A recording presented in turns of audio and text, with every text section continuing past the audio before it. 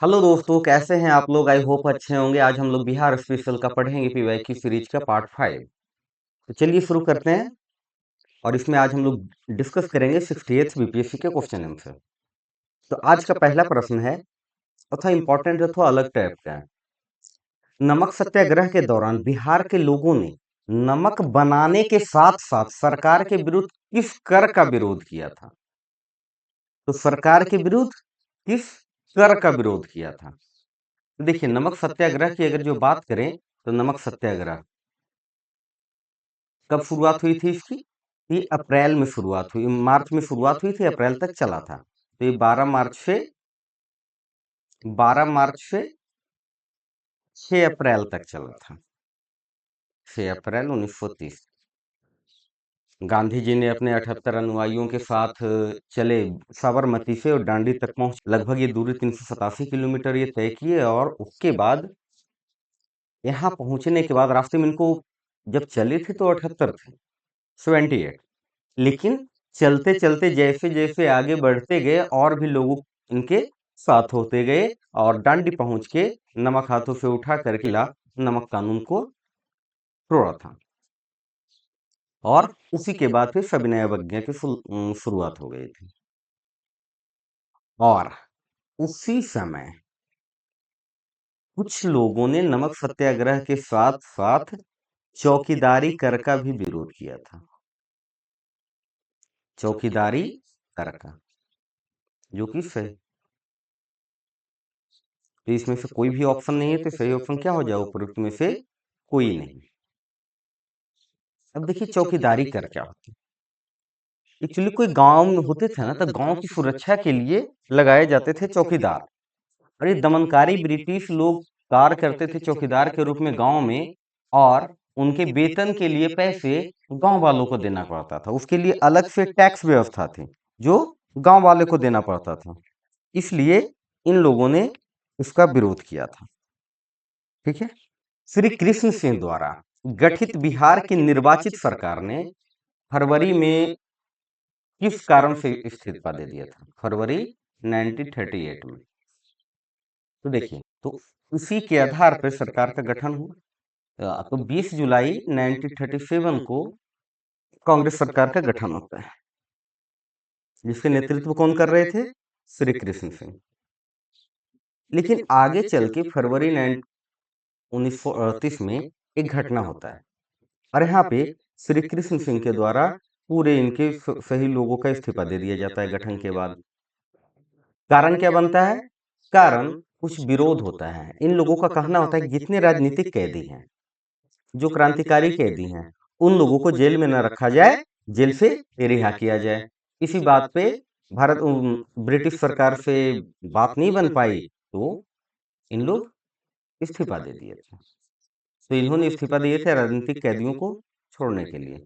और 39 में इन्होंने इस्तीफा क्यों दिए थे? कि जब अंग्रेजों ने बिना बेवजह, बिना कोई पूछ मात के भारतीयों को सेकेंड वर्ल्ड वॉर में झोंक दिया था।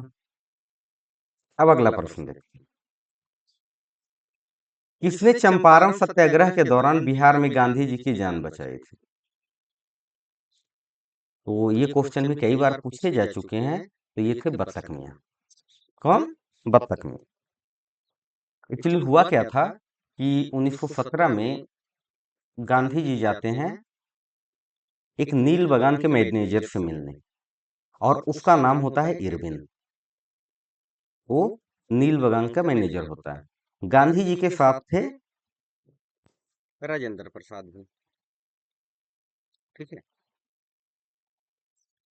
अब इसी बीच में इरविन आदेश करता है अपने एक प्रमुख रसोइया को, जिसका नाम था बत्तख मियाँ। आदेश करता है इरविन कि तुम ये जहर मिला हुआ दूध गांधी जी को दे दो। दूध तो ये लेकर के आते हैं, दूध दे भी देते हैं, लेकिन राजेंद्र प्रसाद के कानों में बता देते हैं कि ये जहर वाला दूध।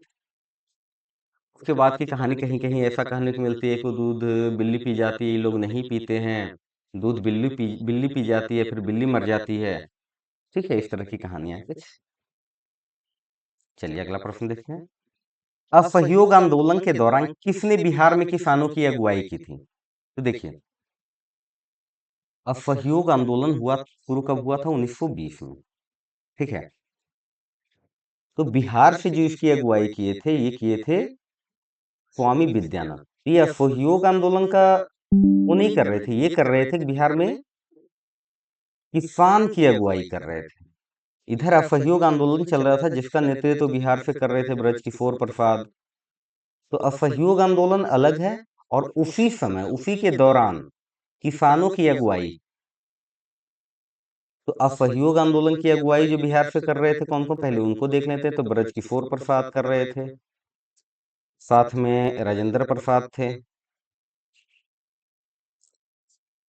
और साथ में मजरूल हक थे। प्रमुखता से ये लोग थे।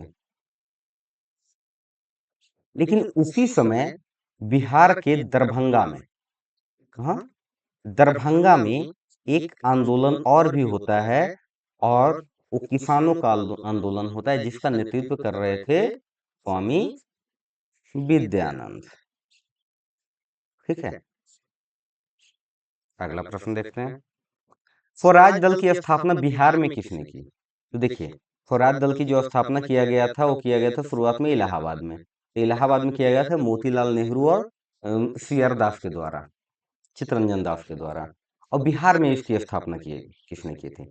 तो बिहार में इसकी स्थापना जो किया गया था, ये किया गया था श्री कृष्ण सिंह के द्वारा, श्री कृष्ण सिंह के द्वारा। और इसके प्रथम अध्यक्ष की बात करें तो पहले जो इसके अध्यक्ष थे ये थे श्री नारायण प्रसाद, श्री नारायण प्रसाद। और सचिव थे अब्दुल बारी, अब्दुल बारी। ठीक है, अगला प्रश्न देखते हैं। इनमें से बिहार के प्रथम राज्यपाल कौन थे? तो देखिए, जब शुरुआत जब हुई थी बिहार की, उस समय आजादी से के बाद जब एक 1935 अधिनियम बना था, तो उसी के समय 1935-37 के बीच में ये थे सर जेम्स डेविड सिम्पसन।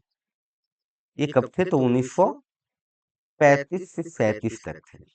लेकिन अगर बात आती है कभी कभी कि आजाद भारत की स्वतंत्रता के बाद, तो स्वतंत्रता के बाद पहले राज्यपाल जो बने थे वो बने थे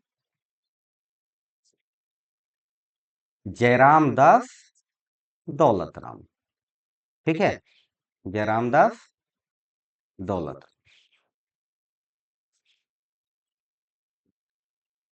कहीं लोग इस ये ढूंढने लगे क्योंकि पूछ रहा है बिहार के प्रथम राज्यपाल, ये तो पूछा ही नहीं है कि आजादी से पहले या आजादी के बाद। तो सबके मुंह पे यही याद रहता है जयराम दास दौलत राम, कहीं नहीं दिखा ऑप्शन में, तो उपयुक्त में से कोई नहीं लगा के निकल लेते हैं। Mahatma Gandhi and Bihar some reminiscences, ये एक किताब लिखी गई थी। ये किताब किसके द्वारा लिखी गई थी? ये किताब लिखी गई थी डॉक्टर राजेंद्र प्रसाद के द्वारा। ठीक है, और इन्होंने और भी कुछ किताबें लिखी थी जो गांधी जी के ऊपर थी, जैसे गांधी जी की देन। ये सब इनकी लिखी हुई किताबें थी, गांधी जी की देन, और बापू के कदमों में, चंपारण में महात्मा गांधी, खादी का अर्थशास्त्र। तो और भी बहुत सारे बुक थे जो इनके द्वारा लिखे गए थे, राजेंद्र प्रसाद द्वारा। ठीक है, अगला प्रश्न। बिहार का सबसे पुराना गिरजाघर। तो देखिए, बिहार का जो सबसे पुराना गिरजाघर है वो है पादरी की हवेली। वर्तमान में उसे पादरी की हवेली बोला जाता है। इसकी स्थापना जो किया गया था, ये किया गया था रोमन कैथोलिकों के द्वारा 1713 में। रोमन कैथोलिकों, इसके द्वारा इसकी स्थापना की गई थी 1713 में। कहाँ है ये वर्तमान में पादरी की हवेली? ये है पटना में। ठीक है, ये बहुत इंपॉर्टेंट प्रश्न है। दिग्गंत अभिनेता कुमुदलाल गांगुली, जिन्हें उनके मंचीय नाम अशोक कुमार के नाम से जाना जाता है, वो बिहार के निम्नलिखित में किस शहर में उनका जन्म हुआ? तो देखिए, दिवंगत जो ये अभिनेता थे, अभिनेता कुमुद लाल गांगुली, जिनको मंचीय नाम से जाना जाता था, अशोक कुमार, दादा मुनि, ये सब नाम से इनको जाना जाता था। इनका जन्म हुआ था भागलपुर में। ठीक है, कब हुआ था इनका जन्म? भागलपुर में 13 अक्टूबर 1911 को। आगे चल के इन्हों बाबा साहेब फाल्के पुरस्कार भी मिला था, बाबा साहेब फाल्के पुरस्कार। फिर 1999 में पद्म भूषण मिला इन्हें, पद्म भूषण। तो पद्म भूषण कुछ क्षेत्र में जो अच्छे कार्य करते हैं उसके लिए मिलता है, तो भारतीय सिनेमा में योगदान के लिए इनको मिला था पद्म भूषण। बाबा साहेब फाल्के पुरस्कार इनको मिला था 1988 में। और 10 दिसंबर 2001 को इनकी मृत्यु हो गई। ठीक है, चलिए। 1940 में पटना महाविद्यालय की स्थापना निम्नलिखित में से किस समाज द्वारा की गई थी? तो ये किया गया था सिस्टर्स ऑफ द एपोस्टोलिक फॉर्मेल। ये एक्चुअली था क्या, इसकी स्थापना हुई थी 1870 में। ये एक स्वदेशी स्वैच्छिक निकाय था, एक यूनिट था, और इसी ने ही सबसे पहले 1940 में महिला महाविद्यालय की स्थापना किया गया, इसी के द्वारा, इसी संस्था के द्वारा।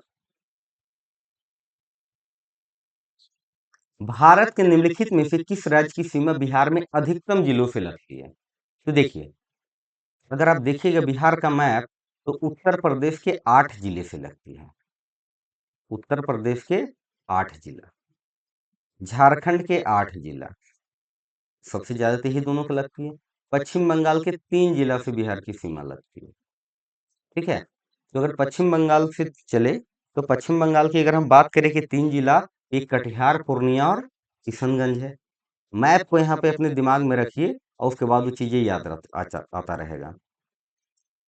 उत्तर प्रदेश के देखिए, उधर ऊपर से चलिए, पश्चिमी चंपारण, गोपालगंज, सारण, सिवान, भोजपुर, फिर नीचे आते हैं ये कैमूर, बक्सर, रोहतास, ये 8 जिले हैं। झारखंड में देखिए, तो औरंगाबाद से शुरू होता है, इधर कटिहार तक जाता है, जैसे औरंगाबाद, रोहतास, गया, नवादा, जमुई, बांका, भागलपुर, कटिहार। तो 8 जिले झारखंड से, 8 जिले उत्तर प्रदेश से। तो सही आंसर क्या हो जाएगा उपयुक्त में से एक से अधिक? निम्नलिखित में से कौन सा भागलपुर से मिर्जा चौकी की ओर रेल मार्ग में बिहार का अंतिम रेलवे स्टेशन है, रेल मार्ग में? तो ये है अम्मापाली रेलवे स्टेशन। ठीक है, और ये जो भागलपुर से जो मिर्जा चौकी तक जो रेल मार्ग जाती है, तो वहां पे बिहार का अंतिम स्टेशन जो है वो है अम्मापाली। और अगर ये देखा जाए, तो ये जो ईस्ट रेलवे का जो जोन होता है ना, तो ईस्ट रेलवे का जो मालदा क्षेत्र का रेल डिवीजन है, ये उसके अंदर आता है। चलिए, बिहार में खनिज उत्पादन के संदर्भ में निम्नलिखित कथनों पर विचार कीजिए।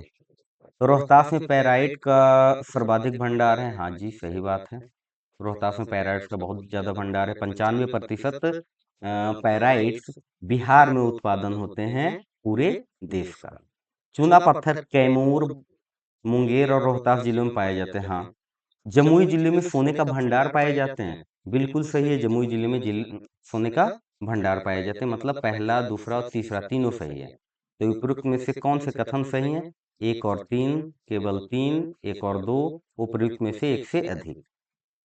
देखिए, ये तीनों में से कोई कॉम्बिनेशन बैठ ही नहीं रहा है, तो सही आंसर क्या हो जाएगा उपयुक्त में से? कोई नहीं।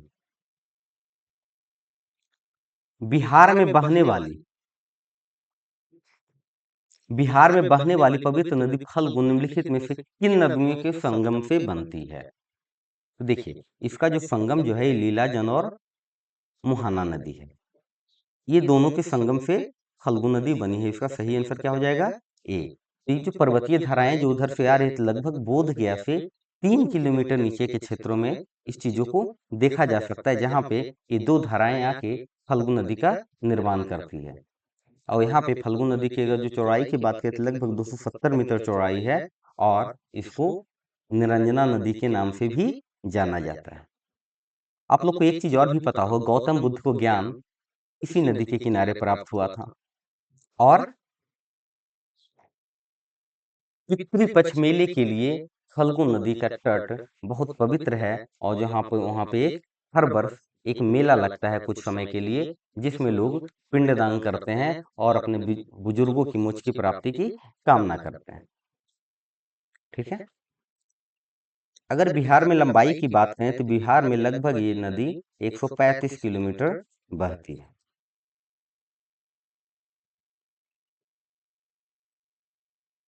बिहार में निम्नलिखित में से किस स्थान पे पहली बार चाय बागानों की स्थापना की थी? तो ये किया गया था सुपौल, ठाकुरगंज, बहादुरगंज। ये किया गया था ठाकुरगंज में। ठीक है। तो ठाकुरगंज है कहाँ? ये किशनगंज का एक क्षेत्र है, और यहीं पे आसपास इन्हीं प्रखंडों में, जैसे और भी पोठिया ये सब प्रखंड था, यहाँ पे शुरू हुई थी। सबसे पहले जो नाम आता है कि चाय बागान की शुरुआत कहाँ हुई थी, तो हुई थी ठाकुरगंज में, किशनगंज का एक प्रखंड है। और वर्तमान में बात करें तो लगभग लगभग 7 प्रखंडों में इसकी खेती होती है। 40,000 एकड़ में चाय बागान है। 40,000 एकड़ से ज्यादा भी कह सकते हैं। क्यों होती है? क्योंकि वर्षा वहां ज्यादा होता है किशनगंज में। ठीक है। किशनगंज में वर्षा ज्यादा होता है। अगला प्रश्न, बिहार के निम्नलिखित जिलों का आरोही दशकीय जनसंख्या वृद्धि 2011 के अनुसार सही क्रम में चुनिए। तो देखिए, 2001 और 2011, मतलब कि 2011 में कितना और किस जिले में वृद्धि ज्यादा हुई, जनसंख्या वृद्धि। तो अगर हम पूरा बात करें 2011 के अनुसार से, तो पूरे बिहार की दशकीय वृद्धि जो हुई थी वही थी 25.4%। ये था बिहार का वृद्धि, जनसंख्या वृद्धि। सबसे ज्यादा जो किसी जिले में हुई थी, ये हुआ था मधेपुरा में। सबसे ज्यादा मधेपुरा में, और सबसे कम गोपालगंज में। सबसे ज्यादा मधेपुरा लगभग लगभग 31.12%, और गोपालगंज में 19.02%। ये हो गया ज्यादा, और ये हो गया सबसे कम। मधेपुरा सबसे ज्यादा, उसके बाद किशनगंज, उसके बाद सिवान 31.12%, 30.44, और सिवान 22.70। तो सबसे कम सिवान, उसके बाद किशनगंज, उसके बाद मधेपुरा। अगर पूरे बिहार में देखा जाए तो सबसे ज्यादा वाला कोई जिला है, कौन सा है? मधेपुरा। सबसे कम वाला गोपालगंज। चलिए, तो सही आंसर हो जाएगा बी। बिहार में कृषि आधारित उद्योगों में किस खाद्य उद्योग का प्रभुत्व है? तो देखिए, बिहार में कृषि योग्य जो देखा जाए तो सबसे, ये अनाज आधारित उद्योग सबसे ज्यादा है। लगभग लगभग बिहार की बात करें तो कृषि योग्य जो भूमि है 79.46 लाख हेक्टेयर है। लाख हेक्टेयर जमीन है बिहार में कृषि योग्य, और इसके 40% पे चावल की खेती की जाती है प्रमुखता से। और आप लोग को पता होगा कि बिहार एक मैदानी भाग है, और यहाँ पे बहुत सारे नदी, गंगा नदी, कोसी, गंडक, बहुत सारे नदियों का यहाँ पे जलोढ़ मिट्टी आती है। तो बहुत उपजाऊ भूमि है बिहार की। तो अन्य फसल भी होते हैं, तो लेकिन कभी कभी पूछा जा सकता है कि दूसरे नंबर पे कौन है। तो इसके दूसरे नंबर की अगर जो बात करें तो यहाँ पे आप लोग गन्ना, जूट, फल, ये सब के बारे में दे सकते हैं कि ये सब पे आधारित जो उद्योग है ये दूसरे नंबर पे आएगा। लेकिन एक नंबर पे लगभग लगभग 40% भूमि पे केवल चावल वगैरह की खेती की जाती है। सही हो गया। तो आज के लिए इतना ही। मिलते हैं अगले वीडियोज में। और जो लोग नए हैं प्लीज इसको लाइक कीजिए, शेयर कीजिए, सब्सक्राइब कीजिए, दोस्तों को बताइए, है ना। विद्यार्थी पीसीएस।